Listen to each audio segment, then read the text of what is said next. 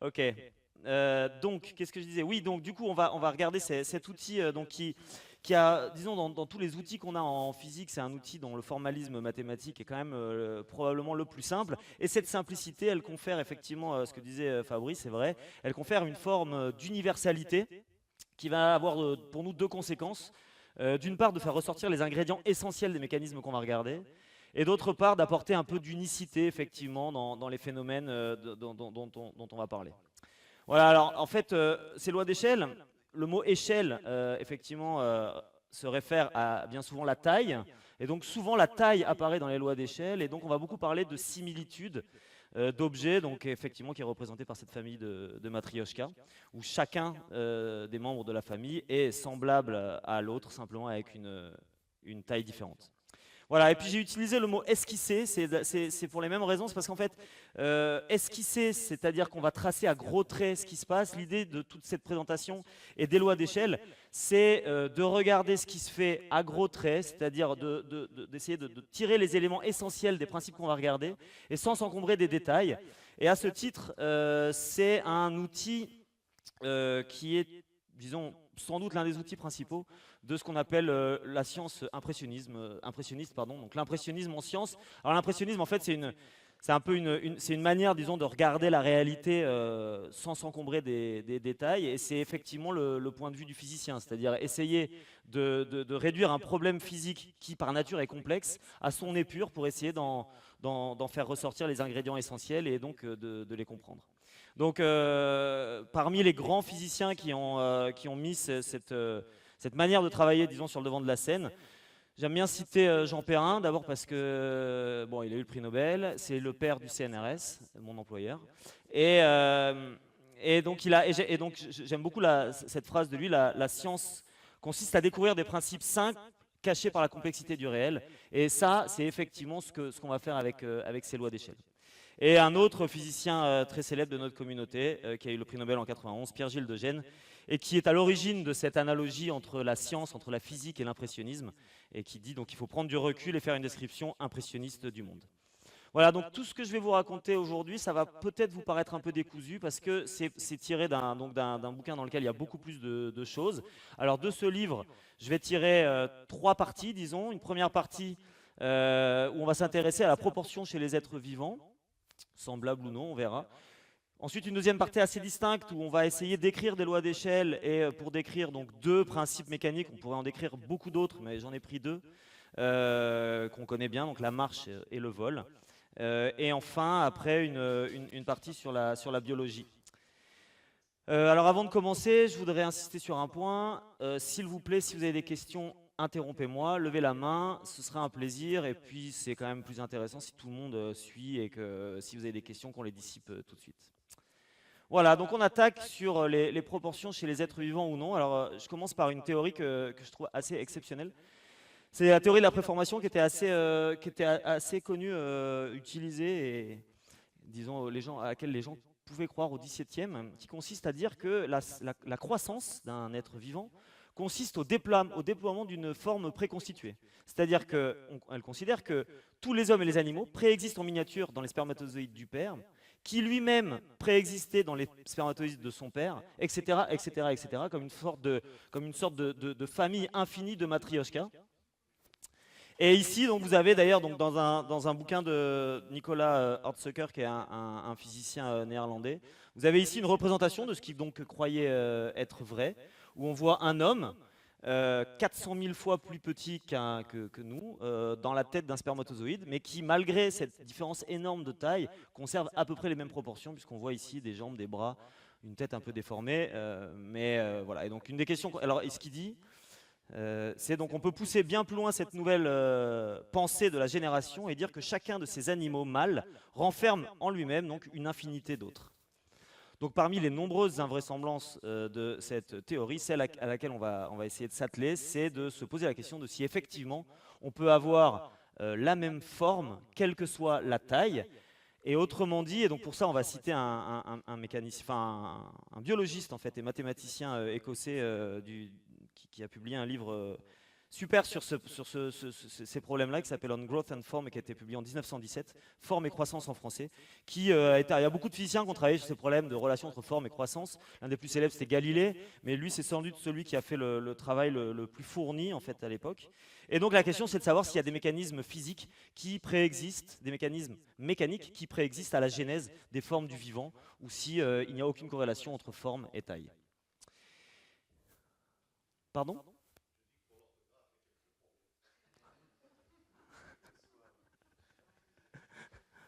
C'est intéressant, c'est un problème. Pardon.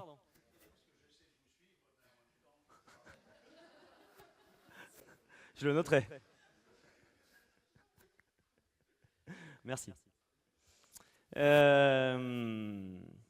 Donc, d'abord, on commence par des définitions. Donc, on va appeler, pendant toute cette présentation, deux objets semblables, des objets dont les proportions sont conservées. C'est-à-dire, en gros, qui ont toujours la même forme, comme c'est le cas pour cette famille de Matryoshka.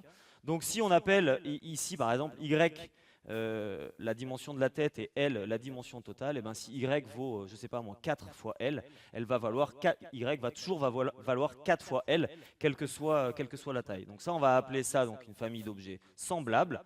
Et donc, dans ces familles d'objets semblables, on va voir apparaître, disons, différentes familles. Et donc, un des exemples les plus connus, c'est donc celui qui a été en fait écrit par Vitruve au 1er siècle avant Jésus-Christ, mais ensuite, disons, sans doute le plus connu par le dessin de Léonard de Vinci, donc en 492. Donc, étude des proportions du corps humain selon Vitruve. Et donc, l'idée, c'est donc d'accompagner le texte de Vitruve qui disait que la longueur des bras étendus d'un homme est égale à sa hauteur, que depuis le bas du menton jusqu'au sommet de la tête, il y a 1/8 de la hauteur d'un homme. Et donc, en fait, l'idée, c'est d'inclure un homme dans une forme géométrique. Et en fait, en disant ça, on dit que effectivement tous les hommes sont semblables en moyenne. Effectivement, c'est pas vrai.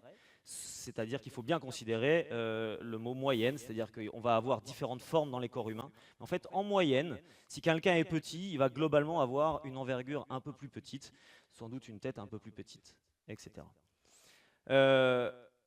Pour continuer un peu sur les conséquences de ces transformations semblables, donc là, ça va être une partie un peu où on va faire des définitions, puis après on s'en servira pour donner des exemples.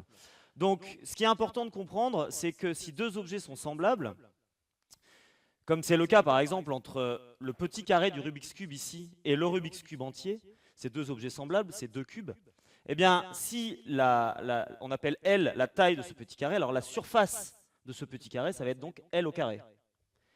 Si maintenant je m'intéresse à la surface du grand carré, ça va donc être 3 fois L fois 3 fois L, donc 9L au carré. Mais dans les deux cas, la surface du Rubik's Cube, enfin des deux objets semblables, est proportionnelle à L au carré. Et ça, c'est vrai pour tous les objets semblables. Si on trouve qu'en moyenne, leur surface est proportionnelle à une de leurs longueurs au carré, ça veut dire que ces objets sont semblables. Et c'est la même chose pour le volume, ce sera proportionnel à une longueur au cube. Et ça ne dépend pas de la forme. Quelle que soit la forme, si deux objets sont semblables, donc en gros s'ils ont la même forme, alors on va retrouver que la surface sera égale à n'importe laquelle de ces longueurs au carré et le volume à n'importe laquelle de ces longueurs au cube. Ici, je peux rentrer un peu dans les détails. Si on dit que la longueur d'un cylindre est égale à 2 fois le diamètre, alors la surface extérieure de ce cylindre, ça va être proportionnel à L fois D. Et vu que D est proportionnel à L, ben on sera toujours proportionnel à L au carré ou à D au carré, peu importe. Et donc, de la même manière, pour le volume, on est proportionnel à L au cube. Voilà. Donc, on accepte cette idée-là. Et les conséquences de ça, c'est que si S, donc pour ces objets semblables, si la surface de tous ces objets est proportionnelle à une dimension au carré, quelle que soit la dimension, et que le volume est proportionnel à une dimension au cube, on considère que dans ces familles, on a une densité qui est à peu près constante, et donc c'est pareil pour la masse. Donc, si on trouve que la masse de tous ces objets est proportionnelle à une longueur au cube, ça veut dire qu'ils sont semblables. Et il suffit simplement d'inverser mathématiquement ces expressions. Et voilà, disons, la même chose réécrite différemment. Alors, ce n'est pas très important. Ce qui est important, c'est que pour nous, c'est un moyen de savoir si effectivement, de diagnostiquer si effectivement, une famille d'objets conserve ses proportions ou non. Et donc voilà, si une de ces familles exhibe une de ces, si une famille exhibe une de ces relations, ses membres, eux, sont semblables. Donc on essaye. Donc là, on prend deux objets, enfin donc deux animaux, et on veut savoir si en fait on a à peu près conservé les proportions. Donc on a une échasse et un flamant rose. On pèse l'échasse, elle fait 120 grammes. On mesure la taille de ses pattes, 20 cm. On pèse maintenant le flamant rose, il fait 1,8 kg, il est donc 15 fois plus lourd que l'échasse. Et donc la taille de ses pattes ne doit pas être donc 15 fois plus grande, mais 15, puisque c'est à la puissance 1 tiers, donc racine cubique de 15, donc 2,5 fois plus grande. Et effectivement, en fait, la taille des pattes du flamant rose est bien 2,5 fois plus grand que la taille des pattes de l'échasse. Et donc ça veut dire qu'en fait, ces deux objets sont semblables. C'est-à-dire qu'en gros, le flamant rose, il est plus gros que l'échasse, mais il a conservé ses proportions. Ses tailles, ses pattes sont plus grandes, etc. Alors, vous voyez que ce n'est pas tout à fait vrai. Parce qu'il y a un truc qu'on n'a vraiment pas conservé entre les deux. Qu'est-ce que c'est? La taille du cou. Effectivement, lui, il a un cou nettement plus grand que lui. Donc, c'est pas tout à fait vrai, mais globalement, c'est pas trop faux. Et en fait, c'est ça l'idée qu'on va suivre tout au long de cette présentation. C'est pas de s'intéresser à ces détails-là, mais globalement, ce qu'on va faire, ce sera sans doute pas trop faux, et ça nous permettra de tirer des conséquences sur les mécanismes qu'on va regarder. Un dernier point de détail. On va beaucoup, parce qu'en fait, Fabrice tout à l'heure a parlé de droites.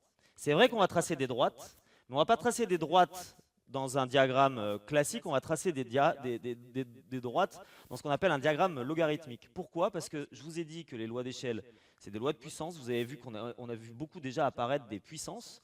Donc la puissance ici, c'est K. Et en fait, au 16e et puis au 17e, on commençait à faire de plus en plus de calculs, alors non seulement en maths, en physique, mais aussi en finance, chez les navigateurs, etc. Et à l'époque, il n'y avait pas de calculatrice. Et donc, ça commençait à devenir super pénible de faire des multiplications à la main.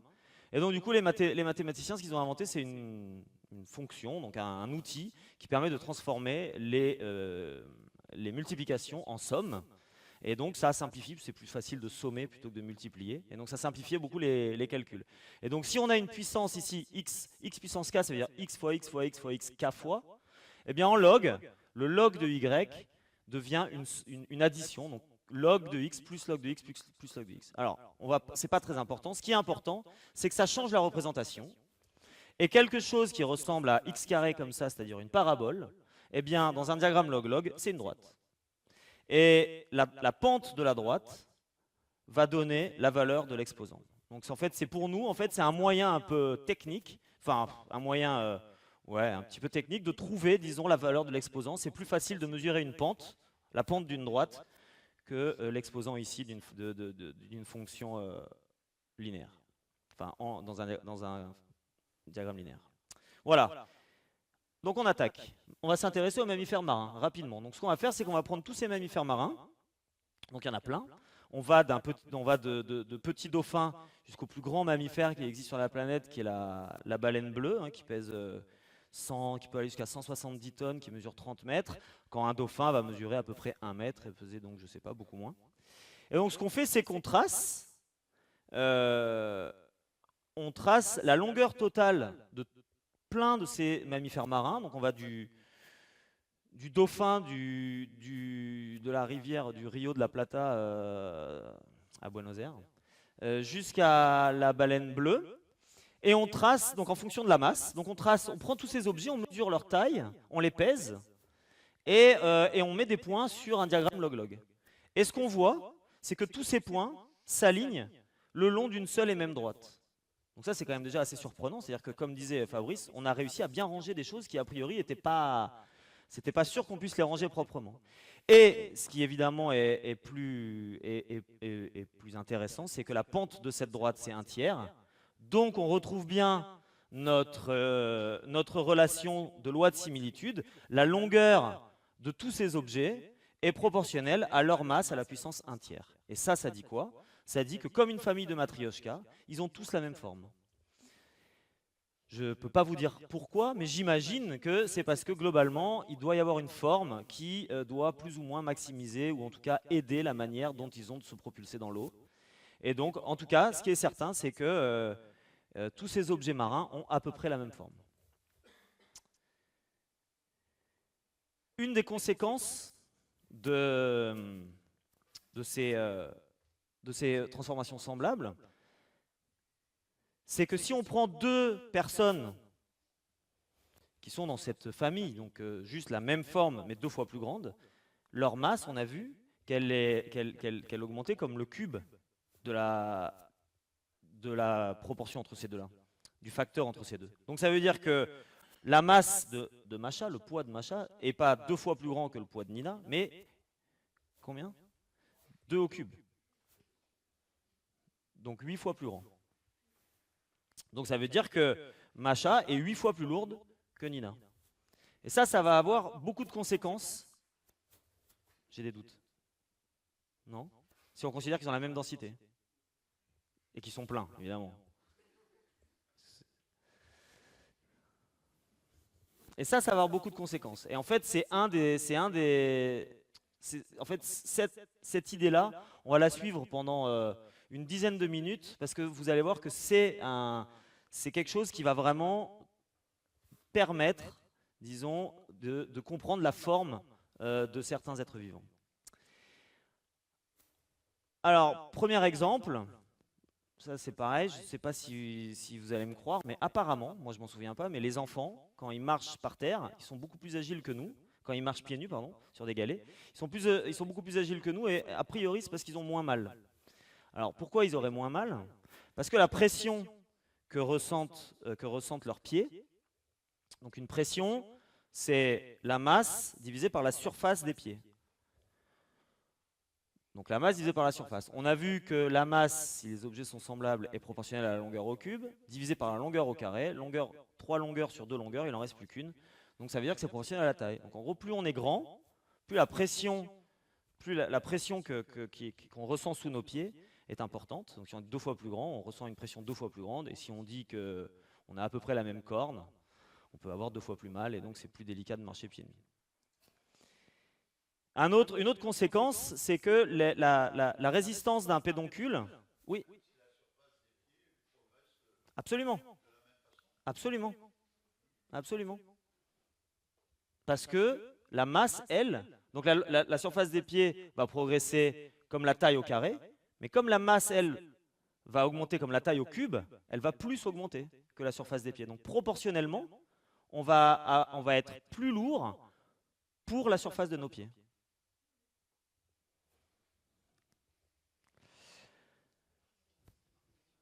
Et d'ailleurs, on va être plus lourd pour beaucoup de choses. Vous allez voir. Par exemple, non, mais il n'y a rien de... On se calme. Dès qu'on parle de taille, les gens, ils se... Une autre conséquence importante, en fait, en général, un fruit est tenu à la plante qui le fait pousser par un pédoncule. Et ce pédoncule, c'est une sorte de cylindre. Et en général, on dit que, enfin, c'est pas trop faux de dire que la résistance de ce cylindre est proportionnelle à sa surface, à sa section. Plus on a une poutre qui est grosse, et moins elle va être facile à casser, quoi. Eh bien, c'est pareil, c'est-à-dire que quand les objets prennent de la taille, leur masse va augmenter comme la longueur au cube, mais la résistance de leur pédoncule, elle, va augmenter que comme la longueur au carré. Donc proportionnellement, si tout ça augmente proportionnellement, plus on est gros, plus le pédoncule va casser facilement. Et donc c'est pour ça que les gros fruits vont avoir tendance à pousser au sol. Parce que les pédoncules peuvent plus tenir. Ça, c'est un de mes exemples préférés. Donc on va s'intéresser à l'haltérophilie. Alors comme pour les pédoncules, on va faire l'hypothèse que la force que peut développer un haltérophile, enfin qu'on peut tous développer, mais certains sont plus à même de développer de la force que d'autres. Donc la force qu'il y a dans un muscle, en fait, va être proportionnelle à la quantité de fibres musculaires que va contenir ce muscle, et donc à la surface du muscle. Donc on va considérer que la force que peut développer un haltérophile va être proportionnelle à la surface de ses muscles, donc à sa taille au carré. Et en même temps, on va considérer que tous les haltérophiles sont semblables les uns aux autres. C'est-à-dire qu'un petit haltérophile va avoir des muscles d'autant plus petits qu'il est petit et un grand d'autant plus grand qu'il est grand. C'est deux hypothèses, et là, l'idée, c'est de les tester. Donc de voir si effectivement les haltérophiles sont semblables entre eux et si effectivement leur force est proportionnelle à leur surface. Et ce qui est pratique avec les haltérophiles, c'est qu'on peut mesurer et on peut facilement avoir accès à la force qu'ils peuvent développer, puisqu'en gros, tous les champions du monde d'haltérophiles, ils sont dans Wikipédia et on peut connaître la masse des haltères qu'ils ont soulevés lors de leur record du monde. Donc on va dans Wikipédia, on trace la masse qu'ils ont soulevée en fonction de leur masse à eux. On met tout ça dans un diagramme log-log, et donc, une fois de plus, ça s'aligne bien proprement le long d'une même droite dont la pente est 2/3. C'est-à-dire qu'effectivement, la masse des haltères, c'est-à-dire que la force qu'ils peuvent soulever, est bien proportionnelle à leur masse à eux, puissance 2/3. Donc ça a plusieurs conséquences. D'abord, ça veut dire que, à gros traits, ce qu'on a dit est peut-être pas trop faux. Nos hypothèses sont raisonnables. Et puis, du coup, on peut être un peu prédictif, finalement. C'est-à-dire que plus il est grand, plus il va pouvoir soulever lourd. Alors moi, je ne suis pas haltérophile.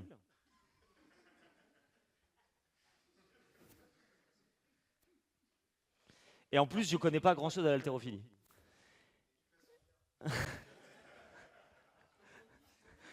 Moi, je suis là. Et honnêtement, je ne soulève pas ça. Mais la question que je pose, c'est pourquoi les haltérophiles, c'est une vraie question, je me demande pourquoi les haltérophiles, pourquoi l'haltérophilie, ils concourent tous par catégorie, puisque finalement, vu qu'on voit qu'ils s'alignent tous le long d'une même droite, il suffit de tous les faire concourir ensemble et de regarder celui qui s'élève le plus au-dessus de la loi d'échelle.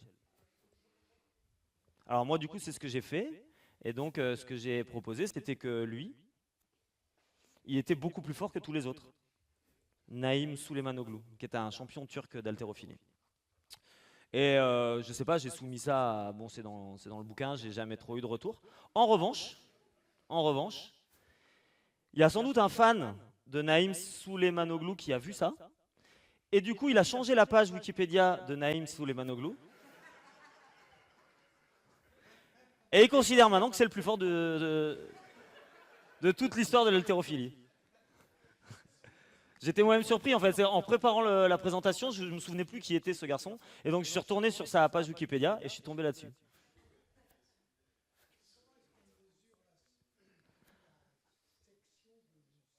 En fait, on ne mesure pas la section des muscles.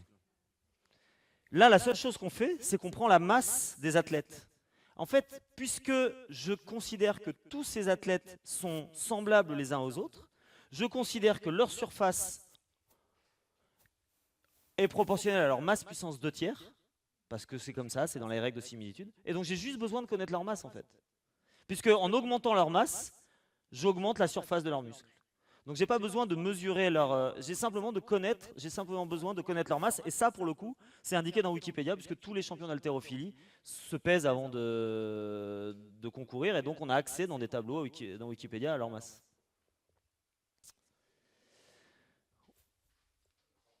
Pardon? Oui, il y a encore une faute? Ouais. Est-ce que j'ai dit ça? J'ai pas dit que j'ai pas dit que tous les haltérophiles étaient semblables. J'ai dit qu'en considérant que tous les haltérophiles étaient à peu près semblables, j'arrivais à peu près, et en considérant aussi cette autre hypothèse que la force donc, était proportionnelle à la section des muscles. Ça, c'est deux choses qui sont... Je ne sais pas si c'est vrai. Ouais. Si en moyenne. Ah non, mais ils sont entraînés. Non, ils sont entraînés. Si je prenais... Ah non, si... Non, j'ai dit ils sont entraînés.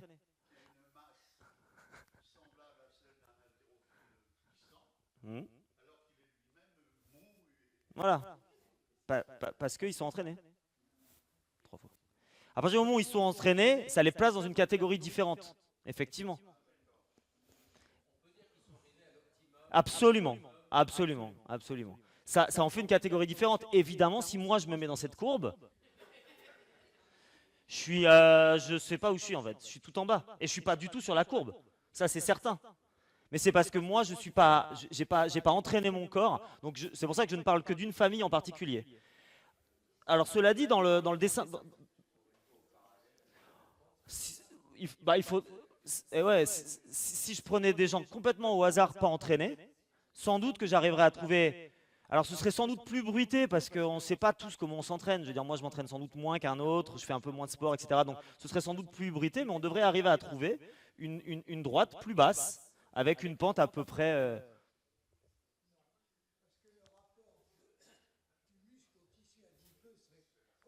Absolument, absolument. Je suis tout à fait d'accord. C'est ça, je suis d'accord, c'est ça.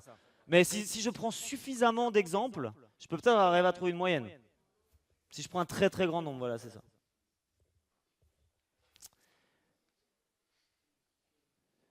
Alors en fait, donc on peut continuer à essayer de trouver des conséquences de ces histoires-là.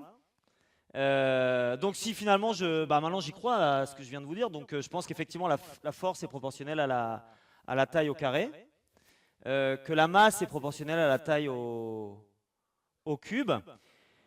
Alors ça veut dire quoi? Ça veut dire que la force par unité de masse, donc si je fais F sur M, il va rester 1 sur L, puisque j'ai L2 sur L3, il me reste que un L en bas. Donc ça veut dire quoi? Ça veut dire que la force par unité de masse est d'autant plus grande, puisque ce rapport augmente, quand L diminue. Plus, exactement, plus L est petit, plus le rapport de la force sur la masse va être grand. Et ça, c'est quelque chose qu'on a complètement dans notre intuition. C'est-à-dire qu'on sait qu'une fourmi peut soulever jusqu'à plusieurs centaines de fois son poids, quand nous, on peut péniblement soulever la moitié de notre poids.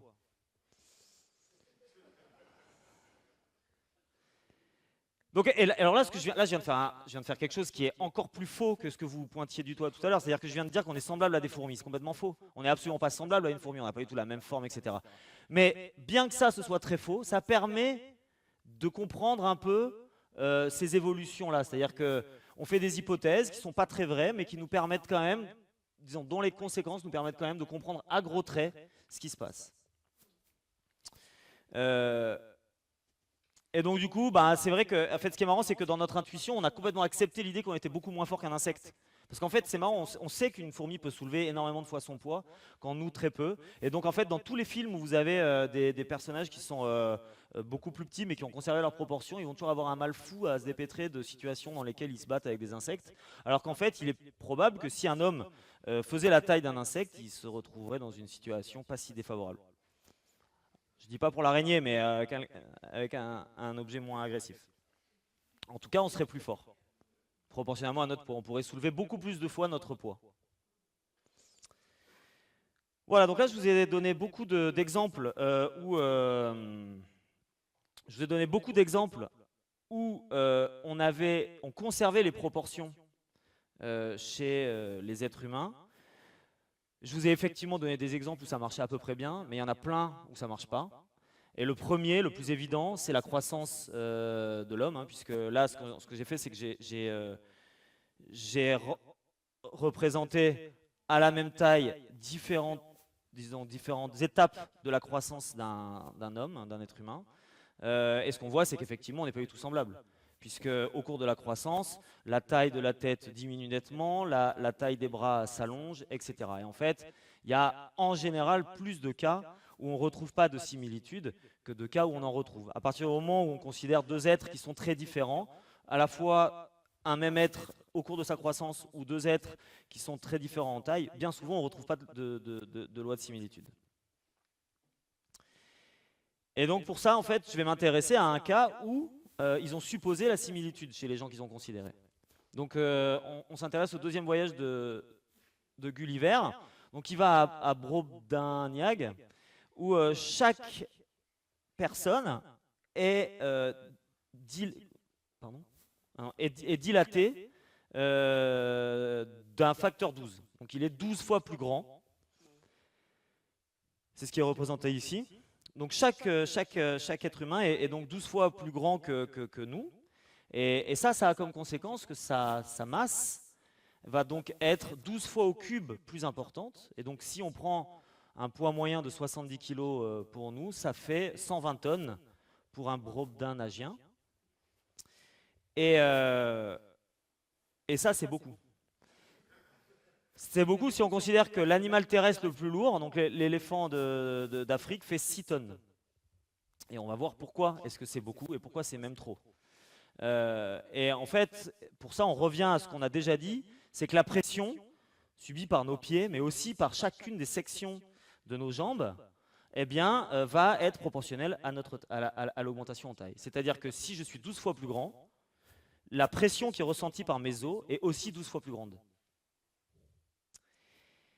Et ça, on va voir si c'est possible. Et en fait, ce qu'on fait, c'est qu'on trace la pression exercée dans les os de différents animaux lors d'un effort intense, c'est-à-dire soit une course, soit un saut, en fonction de leur masse. Donc ici, on le fait entre la souris et l'éléphant sur, je sais pas, 5 ou 6 ordres de grandeur, 5 ordres de grandeur, un peu plus. Et ce qu'on voit, c'est que ce n'est pas du tout le cas. C'est-à-dire qu'en fait, la pression ressentie par les os de tous ces animaux, elle est à peu près constante. Donc là, on prend une souris qui saute, un éléphant qui court, et on mesure la pression, et on voit qu'en fait, leurs jambes ressentent à peu près la même pression. Donc ça, c'est quand même surprenant. Mais pas tant que ça, parce qu'en fait, les souris et les éléphants sont à peu près faits de la même matière que sont les os, et les os, ils ont un seuil de rupture qui est à peu près toujours le même, autour de 200 mégapascales. Alors déjà, c'est intéressant de noter qu'en fait, on n'est quand même pas très loin dans nos efforts intenses de la rupture des os, ce qui n'est pas le cas, par exemple, en ingénierie, on prend des facteurs beaucoup plus grands. Effectivement, nous, ça nous arrive quand même assez régulièrement de nous casser un membre. On n'est pas très éloigné du seuil de rupture. Alors un truc intéressant, c'est que... pardon, hop, ouais non. Donc un truc intéressant, c'est que si on prend la différence entre la souris et l'éléphant, en fait, si on le considère que c'est des sphères, parce que c'est quand même ce qu'on fait quand on fait des lois d'échelle, si on considère que c'est des sphères, elles sont à peu près semblables en fait, parce que finalement, leur rapport de masse est à peu près égal à leur rapport de taille, j'y reviendrai. Mais donc en tout cas, ce qui est intéressant, c'est que si je prends un tamia et que je le fais grandir d'un facteur, quel qu'il soit, donc je le fais tranquillement, je le dilate peu à peu, et que je regarde la pression, mais c'est-à-dire que je le considère qu'il est semblable à lui-même, et que je regarde et je mesure la pression dans ses os, et bien en fait ce que je vais voir apparaître, c'est une pression qui va augmenter ici, proportionnelle à sa taille. Et donc assez rapidement, eh bien, ses os vont se casser instantanément, même s'il est immobile. Et pour ça, il faut prendre à peu près un facteur 100 en masse, c'est-à-dire un facteur 5 en taille. C'est-à-dire que si je prends n'importe quel être qui est là-dessus, humain qui est constitué par des os, et que je lui fais prendre un facteur 5, simplement en étant debout, ses os vont se rompre en fait. Il ne va pas tenir l'augmentation de la taille. Voilà, et donc ça, ça remet en question, tout ce qu'on peut avoir déjà vu avant. Donc effectivement, le voyage de Gulliver à Brobdingnag à 12 fois plus grand, ses jambes vont casser instantanément. Et donc effectivement, la seule possibilité pour ces Brobdingnagiens, c'est de retourner en fait dans la mer où là, il n'y a plus ces problèmes-là. Et où là, des êtres de 150 tonnes peuvent exister. Oui.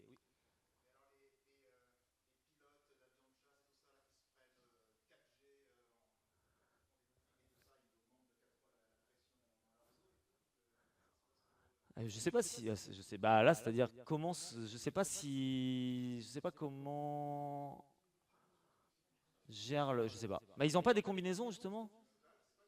Ouais ouais, ah bah, je connais pas toutes les occurrences. Je dirais qu'ils ont des combinaisons, non Comment Ah, ok. Ah ok.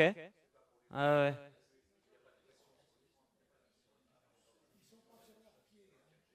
C'est ça. Ils sont assis.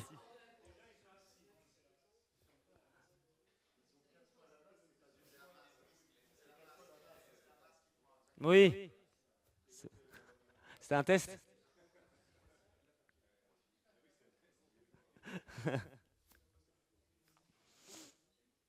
Bon, il y a plein d'autres cas en fait hein, qu'on connaît notamment dans la littérature, dans le cinéma, où on voit apparaître des créatures anthropomorphes ou zoomorphes qui prennent des facteurs 8, comme c'est le cas pour King Kong, où là effectivement, enfin lui il prend un facteur 4-5, et donc effectivement il pourrait pas marcher.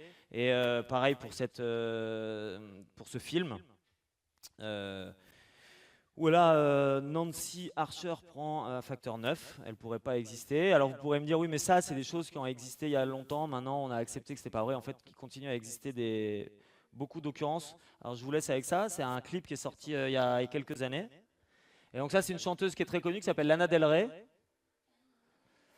et qui est... Donc là, en fait, elle s'effondrerait, ses os se briseraient. Pardon?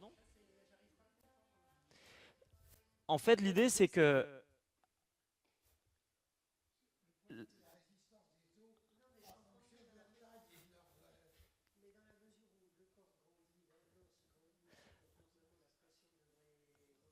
Eh bien, c'est bien ce qu'on montre. C'est qu'en fait, effectivement, la section grandit, mais comme la masse grandit comme la longueur au cube et que la section comme la longueur au carré, en fait, qu'est-ce qu'il faut? Non, mais c'est une excellente question. La question est excellente. C'est-à-dire que vous avez bien compris qu'il va falloir qu'il se passe autre chose. C'est-à-dire, on ne peut pas simplement faire prendre à la section la même augmentation que celle du corps entier.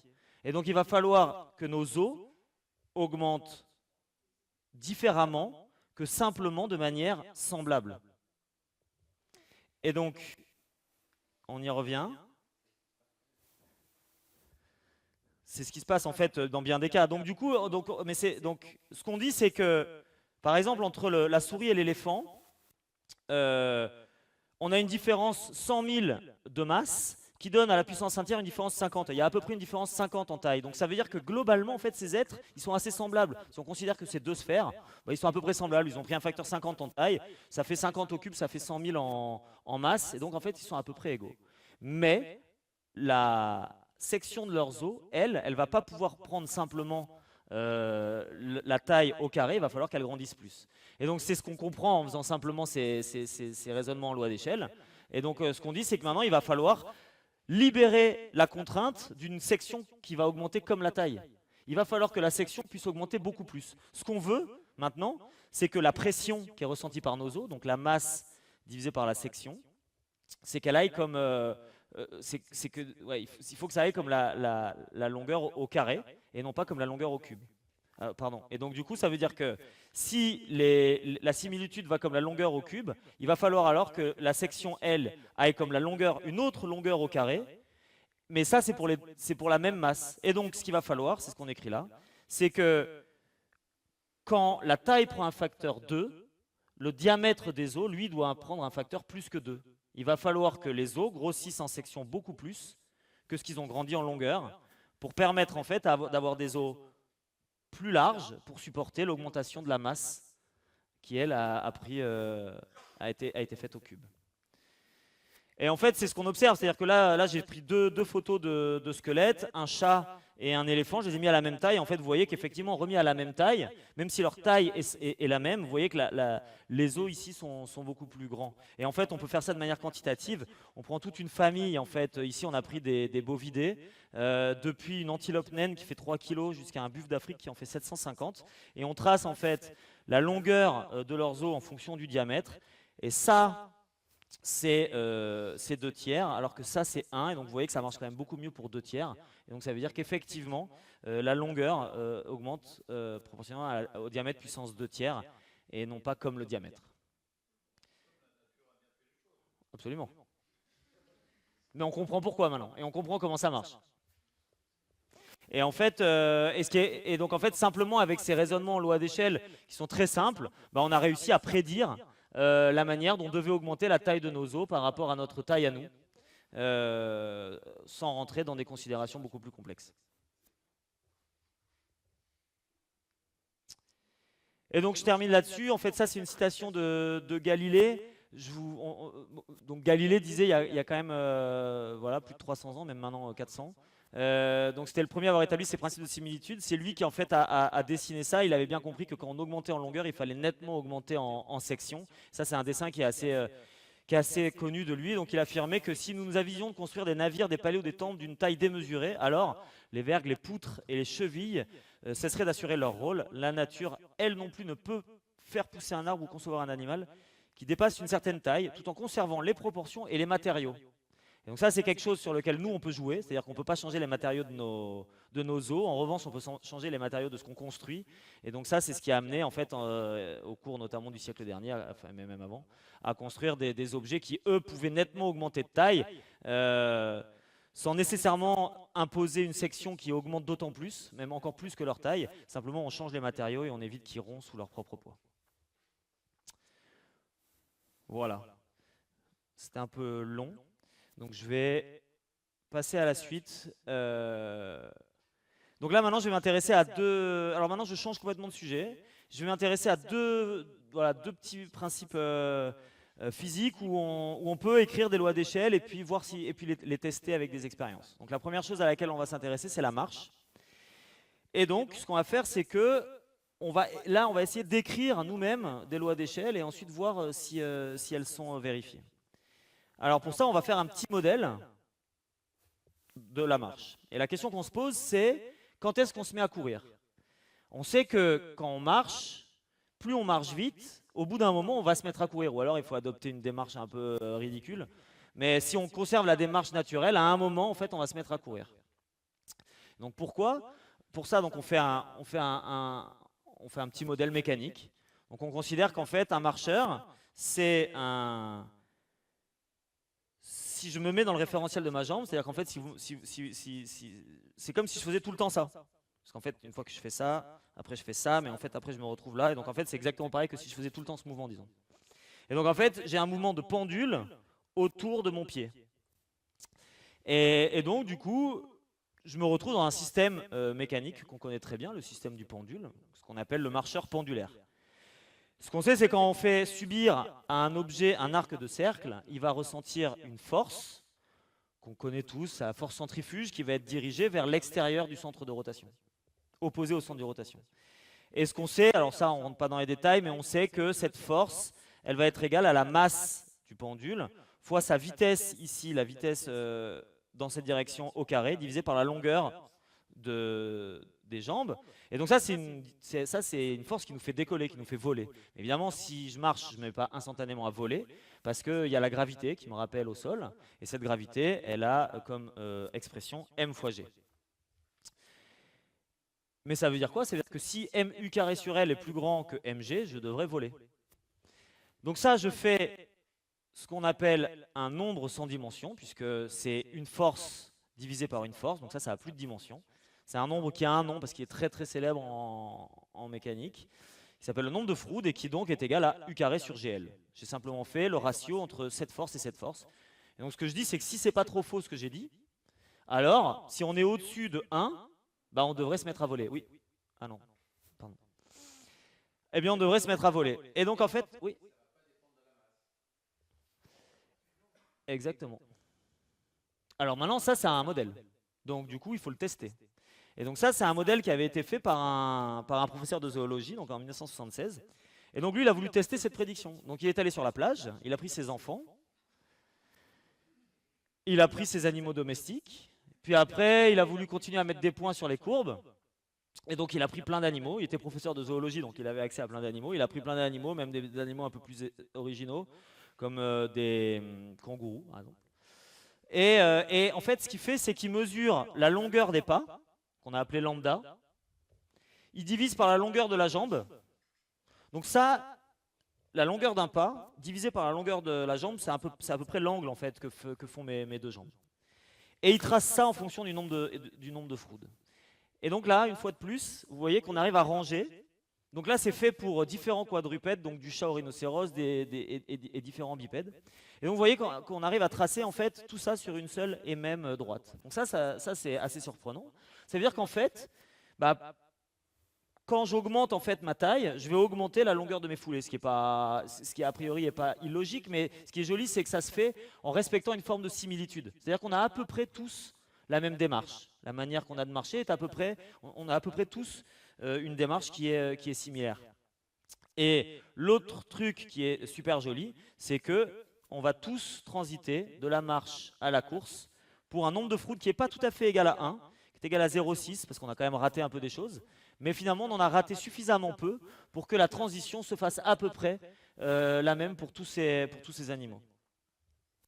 Et alors ça, hormis le fait de montrer qu'on avait une similitude de marche qui était intéressante, et d'être satisfait par le fait qu'on a à peu près compris le mécanisme. C'est-à-dire qu'effectivement, en fait, ce qui nous fait décoller, c'est la force centrifuge qu'on ressent quand on marche. Ce qui nous rappelle au sol, c'est la gravité. Eh bien, l'autre chose intéressante, c'est qu'avec cette loi d'échelle, on a un peu une loi prédictive. C'est-à-dire que maintenant, on peut en connaissant la longueur des pattes de n'importe quel animal et la longueur de leur foulée, on peut arriver à retrouver, par exemple, leur vitesse de marche. Et ça a une certaine utilité parce que ça permet de connaître la vitesse de marche d'animaux qui ont disparu depuis longtemps. Et donc, par exemple, de soumettre à la critique des scènes où apparaissent des dinosaures.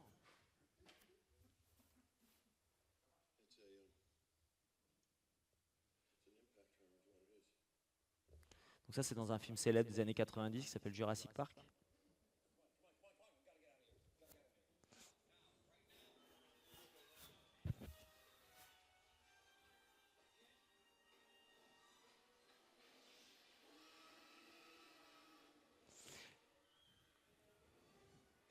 Donc là, il roule en troisième. Donc ça veut dire qu'il roule à peu près à 50-60 km/h. Et ils ont toutes les peines du monde de se défaire du T-Rex qui leur court derrière.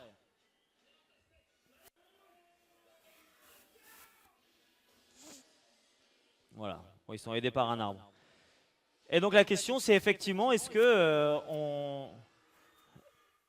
c'est vrai? Est-ce que c'est possible ça? Et donc pour ça, en fait, ce qu'il a fait, le même chercheur, alors c'était pas avec les mêmes motivations, mais ce qu'il a fait, c'est qu'il a voulu savoir à quelle vitesse courait un dinosaure. Donc du coup, alors ce qui est intéressant, c'est que pour les dinosaures, c'est facile de retrouver en fait des traces de pas. Et comme il y a des squelettes, on connaît la taille de leurs jambes. Et donc en faisant ça, il a maintenant une formule dont il dispose et il calcule il calcule maintenant la vitesse de course et il trouve effectivement qu'un T-Rex peut difficilement excéder 30 km/h. Alors c'est une manière, une fois de plus, très rugueuse de faire les choses, c'est-à-dire que il y a beaucoup d'hypothèses, c'est sans doute pas très vrai. En fait, la vitesse de course d'un T-Rex a été ensuite raffinée par la suite, et en fait, on n'est pas tombé très loin. C'est-à-dire, c'est en gros, je crois que c'est un petit peu moins même, mais on n'est pas tombé très loin de la vitesse qui avait été estimée par ce professeur, simplement grâce à une loi d'échelle écrite simplement. Voilà, un autre exemple, le vol.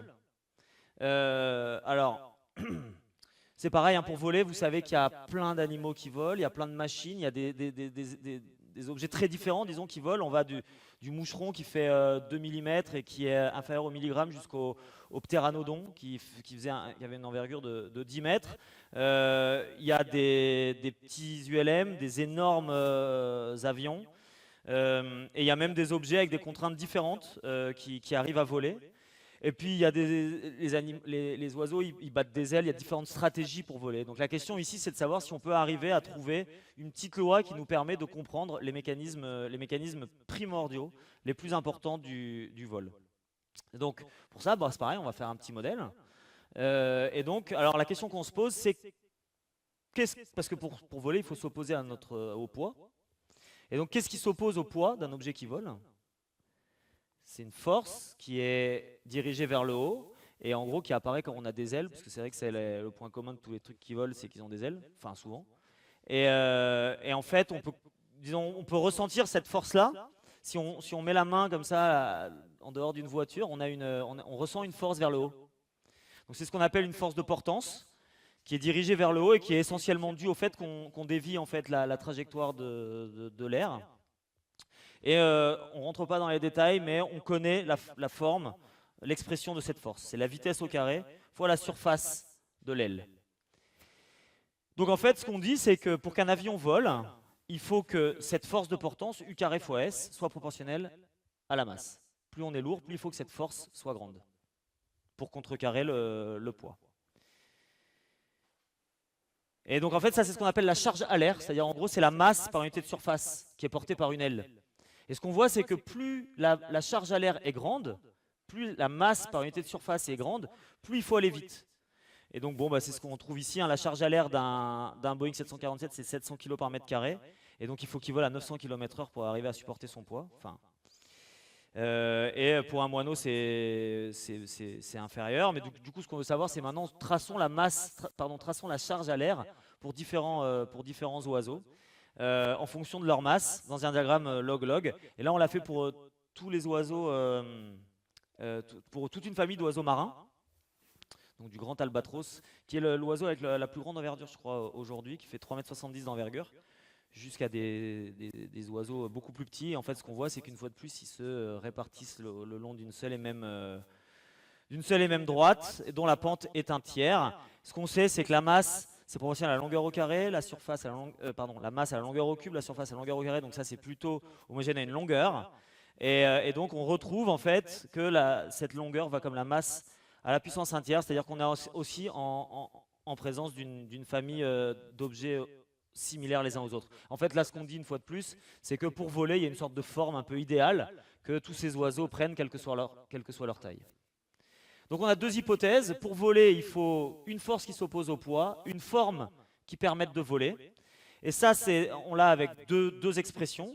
Donc U carré doit être proportionnel à la masse sur la surface, et la masse sur la surface doit être proportionnelle à la masse puissance 1 tiers, et donc ça veut dire que U doit être proportionnel à la masse puissance 1 sixième, et donc il y a un chercheur qui a repris les vitesses de croisière de toute une famille, de tous les objets volants en fait, qu'il a pu trouver, en fonction de leur masse, il les a tracés dans un seul et même diagramme. Et donc il arrive à ranger à peu près tout le monde. Alors c'est très bruité parce que c'est très rugueux ce qu'on fait, mais mine de rien, et ça c'est une droite de pente, donc ça représente la pente 1 sixième ici. Donc ça veut dire que c'est pas trop faux ce qu'on a fait. C'est loin de récupérer tous les détails des stratégies de vol, mais ça permet de ranger à peu près tout le monde sur le même graphe. Et donc en fait ça veut dire que finalement ce qu'on a dit, c'était pas, sans doute une fois de plus, c'était pas trop faux. En tout cas, ça permet, disons, d'isoler les deux mécanismes prépondérants au vol qui existent, disons, sur tous ces objets-là. C'est que il faut avoir une force qui s'oppose au poids, et à peu près il faut une forme qui se tienne et qui permettent de voler. Alors là-dessus, il y a tout un tas d'objets, hein, comme je disais. On a des insectes en bas.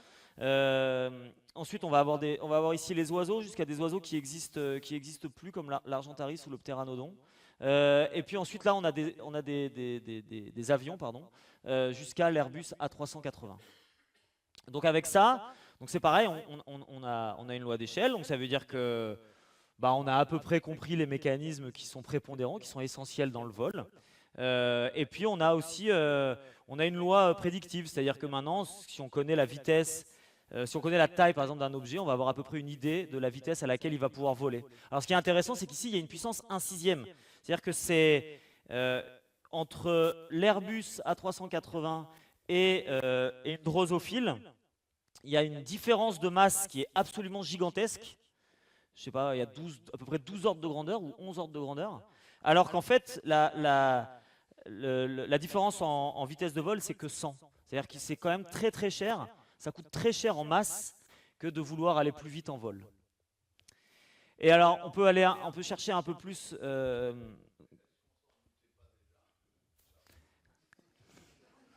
Qu'il fallait être plus gros pour voler plus vite ?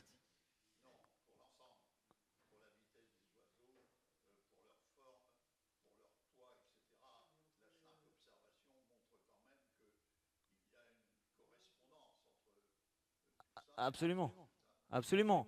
Mais si je vous avais demandé les mécanismes prépondérants pour voler, je ne sais pas si a priori vous auriez été. Et puis par ailleurs, on a une loi prédictive, c'est-à-dire que est-ce que vous auriez dit que la vitesse devait aller comme la masse puissance 1 sixième? Ça donne des lois prédictives qui sont quand même pas inintéressantes. En physique, l'idée c'est quand même d'essayer de prédire les choses pour les comprendre, et les comprendre pour les prédire. Et donc c'est une première étape qui permettent de le faire, même si on sait à peu près comment ça marche. Vous n'êtes pas convaincu? Euh, et donc simplement, je terminerai là-dessus. Je ne vais pas pouvoir faire la troisième partie. Ouais, ouais,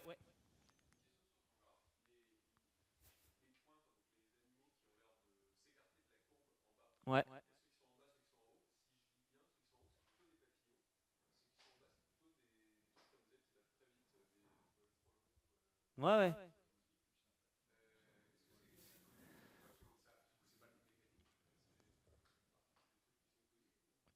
Moi, je sais pas. En fait, là, là après, et c'est comme toujours, et tu le sais, euh, il y a énormément de détails là-dedans auxquels moi, je ne sais pas répondre.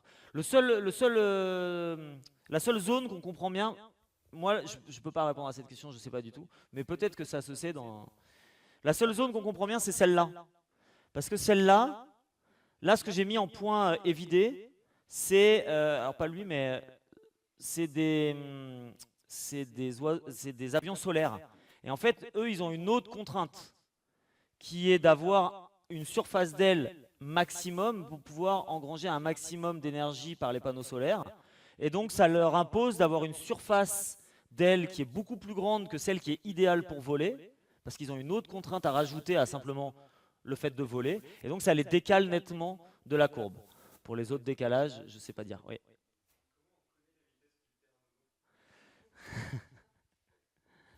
Ah, je sais pas. Et il y en a un autre il y en a un autre qui a qui existe plus. Et je sais pas non plus comment ils connaissent la vitesse. Voilà, bon, je vais m'arrêter là parce que ça fait quasiment 1 heure et pour la dernière partie, c'est pas très grave, on pourra en parler si ça vous intéresse, mais je ne vais pas vous ennuyer plus longtemps. Merci beaucoup.